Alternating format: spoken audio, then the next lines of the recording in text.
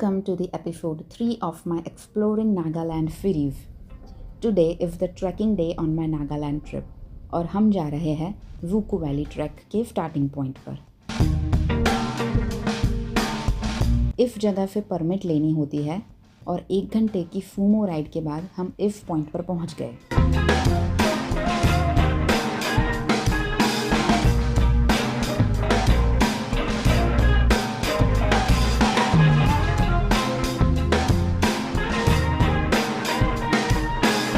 Good morning.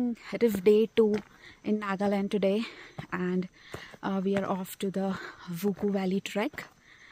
And we took an hour drive from Kigwema to the base camp for the Vuku Valley, and now I'm off for the trek. The trek will take it's a 4-hour long trek one way, and I'm walking now. I've just started walking now, and let's see how it's gonna go when we move ahead.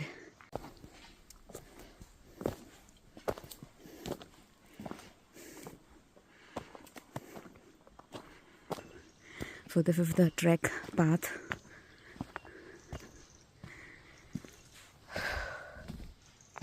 And I'm quite loving the silence over here, the peacefulness.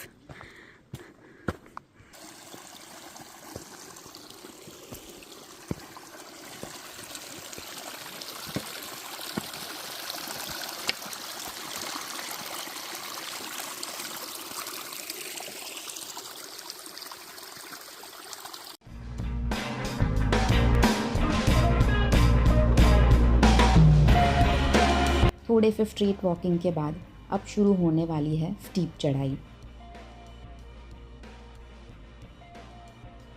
ये track around 10 kilometres है one way, और इस track को 2 parts में divide कर सकते हैं। एक तो 530 मीटर्स की स्टीप क्लाइंबिंग और फिर अबाउट 8 किलोमीटर्स की valley walking towards the camping site. पर ये जो 530 मीटर्स की चढ़ाई है वो ही इस ट्रैक का सबसे मुश्किल और थका देने वाला पार्ट है। ये पोर्शन सबसे ज़्यादा टाइम कंज्यूमिंग है, और ये अगर आपने 12 बजे से पहले कवर कर लिया तो ही आप एक दिन में ये ट्रैक पूरा कर सकते हैं। ऐसा मुझे लग रहा था उन लोगों से बात करते हुए रास्ते में जो ऊपर वैली में रात को कैंपिंग करके नीचे उतर रहे थे। So this is supposed to be a very difficult trek. Like people are coming who are coming down, they are saying that the temperatures on the peak are sub-zero and it's going to be very cold up there. But at this point of time I am feeling hot because of all these step climbing. So I think I'm still not halfway though, but let's see how it's gonna be up there. ये रास्ता काफ़ी inclined तो है ही, ऊपर से जो पत्थर की क्लाइंबिंग है वो कुछ ज़्यादा ही टफ है।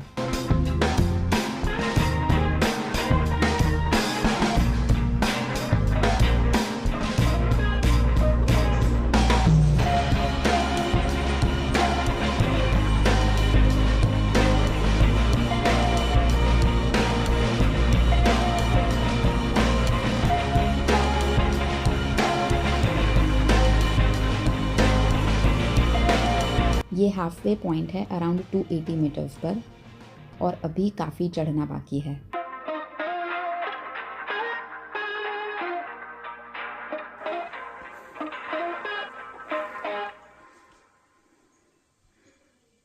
लग तो रहा था कि यहाँ से अब ज़्यादा आगे मैं नहीं जा पाऊँगी, पर मुझे ये सराउंडिंग नेचर काफ़ी मोटिवेट कर रहा था।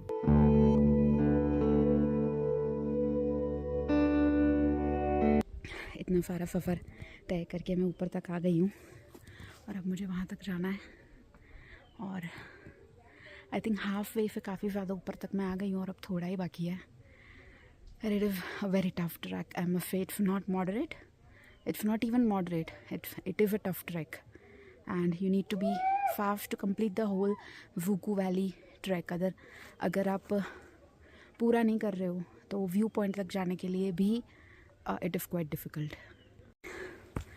I've started going up now, और अब बस ऊपर से व्यू दिख जाए and I think I will be happy, और मेरा ये ट्रैक सफल हो जाएगा। लेट्स सी ऊपर का व्यू वर्थ इट है कि नहीं। लगता तो है कि वर्थ इट है, बट लेट्स चेक आउट।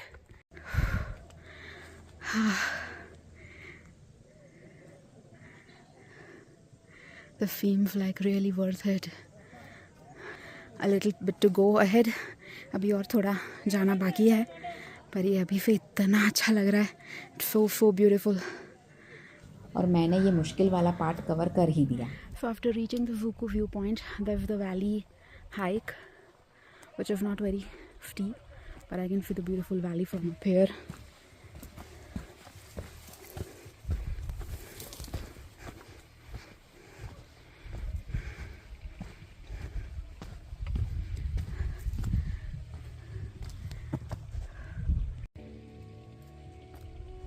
उसके बाद वैली तो दिखने लग जाती है, पर एक और छोटा सा मुश्किल पोर्शन बाकी है। यहाँ से ये पहाड़ उतरना है और फिर सामने वाला पहाड़ चढ़ना है, बस।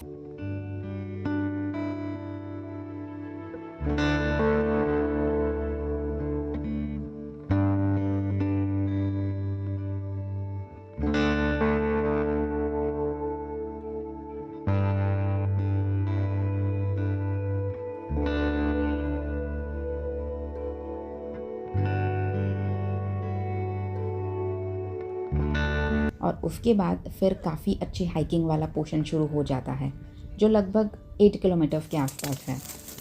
यहाँ से कॉन्स्टेंट वैली के अलग अलग व्यूज़ नज़र आने शुरू हो गए और ये रास्ता पूरा बाम्बू प्लांटेशंस के बीच में से जाता है। ये बहुत ही खूबसूरत ट्रैक है। उसका रास्ता एक कुछ लगता ही है, पूरे प्लांटेशंस के बीच में से रास्ता जा रहा है ट्रैक का, और साथ में वैली भी दिख रही है काफ़ी अच्छी खूबसूरत। I am loving it. There you can see the valley behind. और ये रास्ता है ट्रैक का।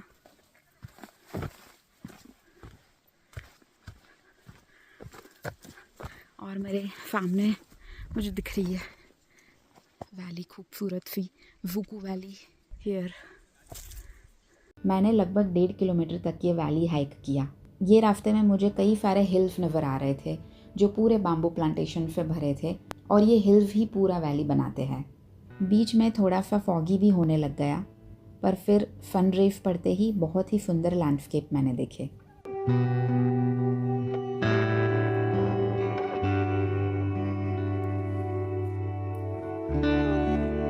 तो इस पॉइंट तक मैंने वैली व्यूज़ एंजॉय किए और फिर मैं वापस चलने लग गई। अनफॉर्चुनेटली वो पहले वाला मुश्किल पार्ट मुझे कवर करने में काफ़ी टाइम लग गया, इसलिए मैं ये वैली पूरी तरह से कवर करके कैंपिंग एरिया तक नहीं पहुंच पाऊंगी, क्योंकि आज के ही दिन वापस भी उतरना है और विंटर्स की वजह से अराउंड 4 बजे ही अंधेरा होने लगता है। मैं थोड़ी सी सैड भी हो गई, क्योंकि मैंने कोई भी ट्रैक कभी पूरा ना किया हो, ऐसा पहले कभी नहीं हुआ। पर फिर भी इस बात की खुशी है कि मैं एटलीस्ट वैली तो देख पाई। There's a blooming season for this. अच्छा। So once in 30 years. So that's what one of the scientists from Botanical Survey of India he mentioned. I've never seen this bamboo bloom, but he said that bamboos are like that. There is something hollow inside. That the water is going down there. Yes, the gurgling sound.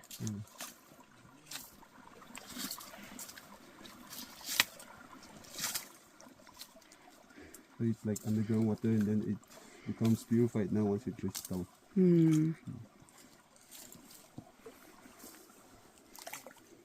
But it's time of the season when you can feel the chillness of the water now. It You is. don't even feel like washing your hands also. Yes, Seriously, yeah, it gets that cold. true.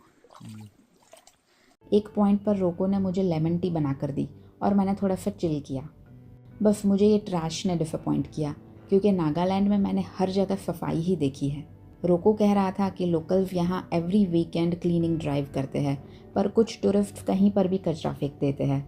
I don't know लोग responsible tourist कब बनेंगे। मेरा opinion इस रूकू valley track के बारे में ये है कि ये एक दिन का ट्रैक तो बिल्कुल भी नहीं है। इफ़ को 2 दिन तो ज़रूर देने चाहिए।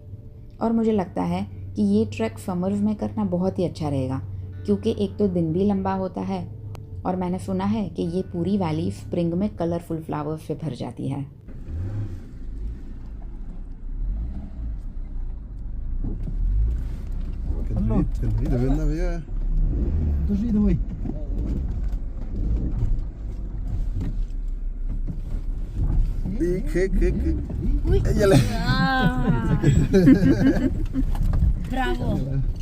अब हम वापस किग्वेमा जा रहे हैं और यहाँ पर क्यों सिर्फ सूमो और वैन जैसी गाड़ी चलती है, उसका जवाब है ये रास्ता।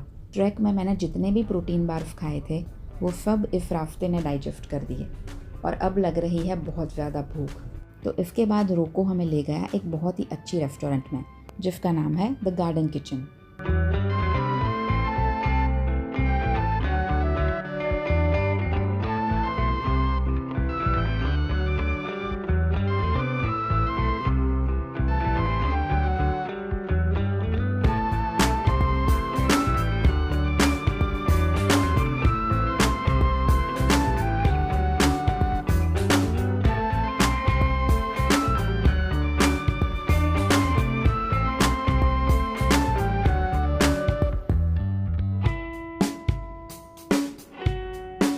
यहाँ हमने फ्राइड राइस, पकौड़ाज और नूडल सूप ट्राई किया जो काफ़ी डिलीशियस था।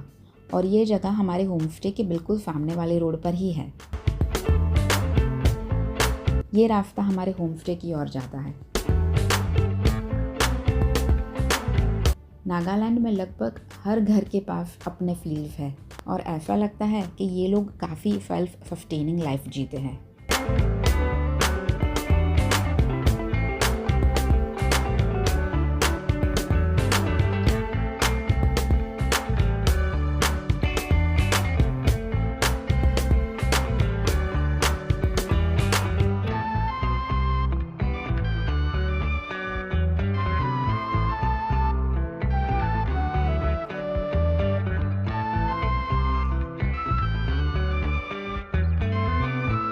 अभी दिन पूरा नहीं हुआ था तो हम फ्रेश होकर हॉर्नबिल फेस्टिवल की ओर निकल पड़े।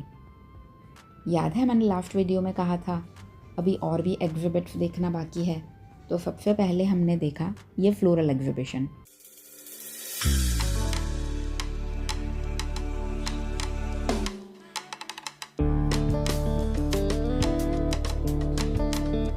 काफ़ी सुंदर फ्लावर अरेंजमेंट्स है जिसको अलग अलग कैटेगरीज में डिवाइड किया है। इतना सुंदर फ्लावर एग्जीबिशन मैंने पहले जयपुर फ्लावर शो में देखा था।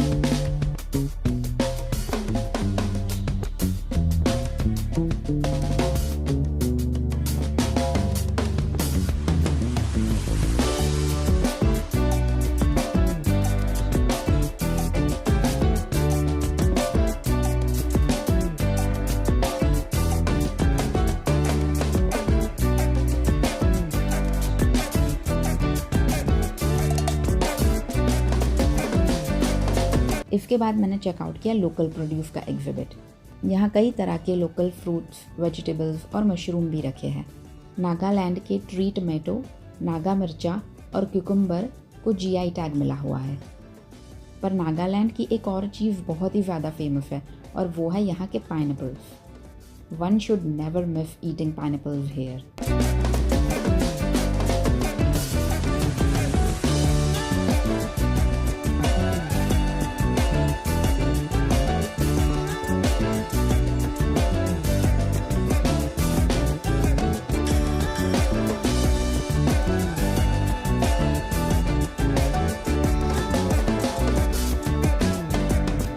और फिर मैंने देखा लोकल क्रॉप्स का एग्जिबिट।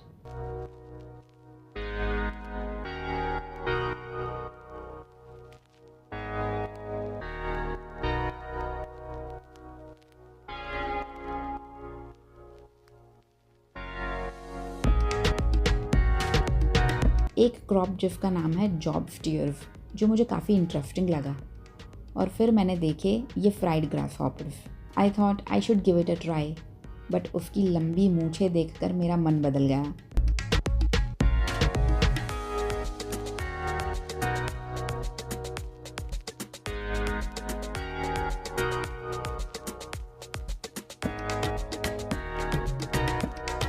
नागालैंड के लोकल क्रॉप्स में इतनी वैरायटीज़ देखकर मैं सरप्राइज्ड हो गई। मुझे सिर्फ किडनी बीन्स का एक टाइप पता है, और यहाँ 8 प्रकार के खोलर बीन्स हैं। 9 types of rice bean, cereals and rice. Simply amazing.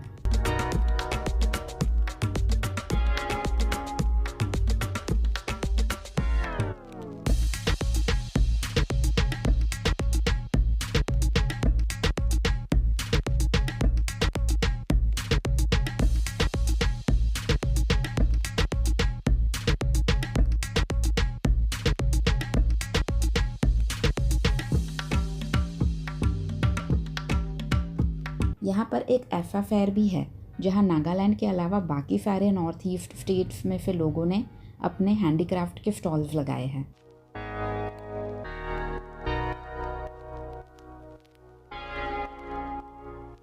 Hornbill festival के वेन्यू का एक भी कोना हमें अनएक्सप्लोर्ड नहीं छोड़ना था, तो हमने किसामा चैपल भी अंदर से देख लिया और फिर ये बिल्डिंग्स देखे जो अभी रिसेंटली ओपन हुए हैं, और अब ये हॉर्नबिल फेस्टिवल के वेन्यू पर परमानेंटली रहेंगे इवन आफ्टर द फेस्टिवल।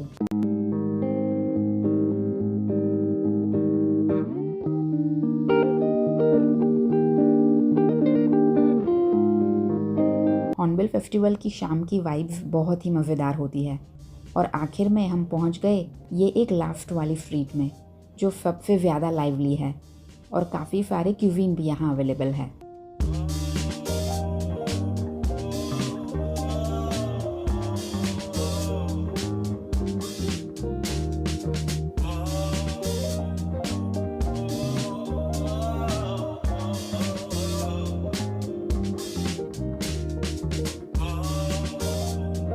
यहाँ तक कि गुजराती स्टॉल भी मैंने देखा, पर नागालैंड में आकर मुझे फाफड़ा ढोकला तो नहीं खाना था। ये नेपाली स्टॉल है जहाँ लोग एंजॉय कर रहे हैं।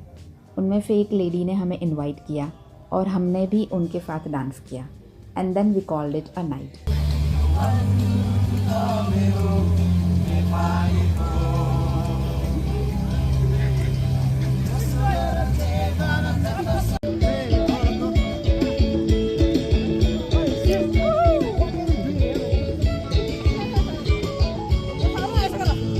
That was my another day in Nagaland.